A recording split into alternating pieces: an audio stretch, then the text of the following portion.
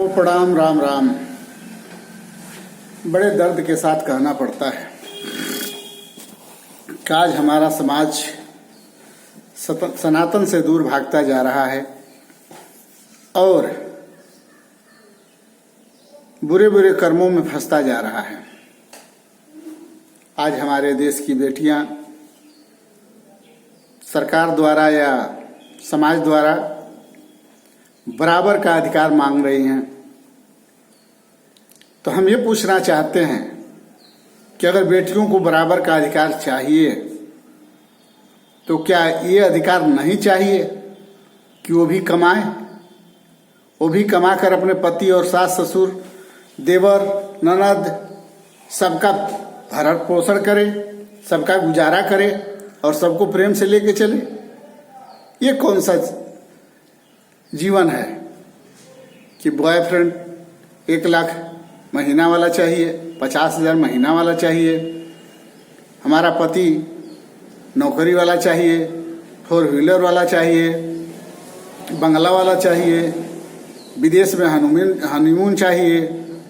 खाली सपना देखना जानती हैं लड़कियां। सिर्फ सपना देखने के लिए पैदा हुई हैं लड़कियां। और अधिकार की बात हो तो बराबरी के अधिकार चाहती हैं। अगर वही पति कमाता है तो पूरे परिवार के साथ साथ अपने सास ससुर का भी खर्चा चलाता है।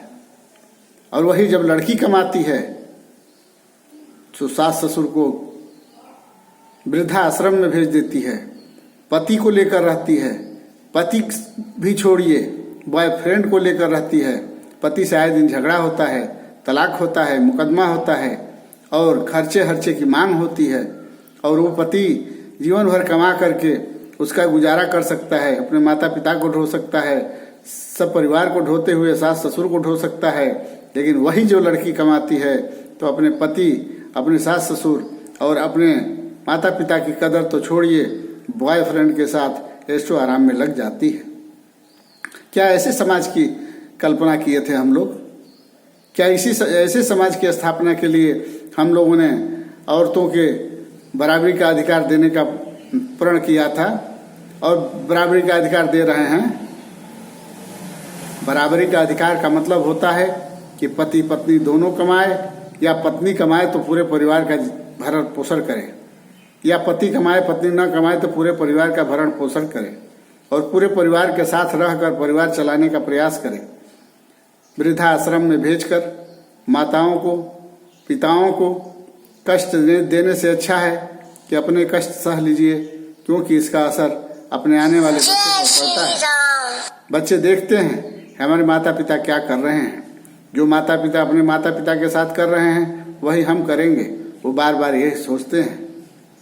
एक समय की बात है कि एक पति पत्नी थे, ससुर जी मर चुके थे, सास जी जिंदा थी।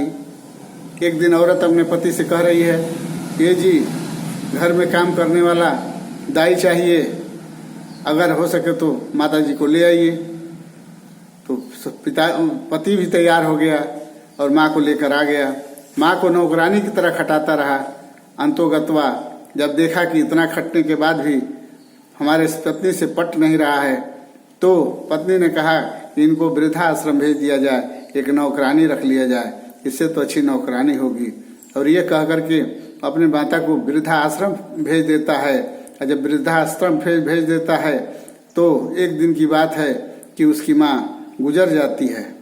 जब उसको पता चलता है तो बहुत तकलीफ क्या मनाएगा, मतलब बीबी से कहता है कि चलो माँ गुजर चुकी है, थोड़ा देख के आते हैं। तो कहती है कि आप जाइए, हम नहीं जाएंगे।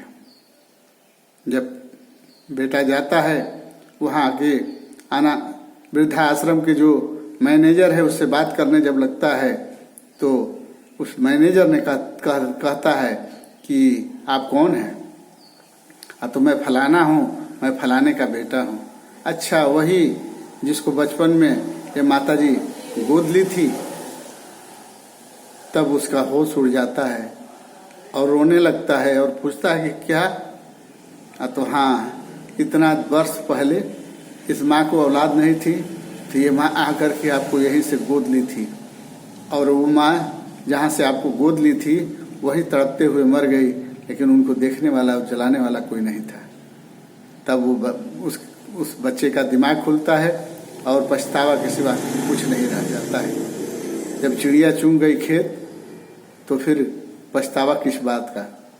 तो हम भाइयों से, माताओं से, बहनों से, अपनी बेटियों से निवेदन, वंदन, अभिनंदन करते हैं कि अगर बराबरी करना है तो पढ़ लिख कर आप भी अन्य लड़कियों की तरह जज बनिए, कलेक्टर बनिए, एसपी बनिए, दरोगा बनिए और पति के हाथ, बराबरी का हाथ पटाइए और सास, ससुर, माता पिता सबको लेकर चलिए।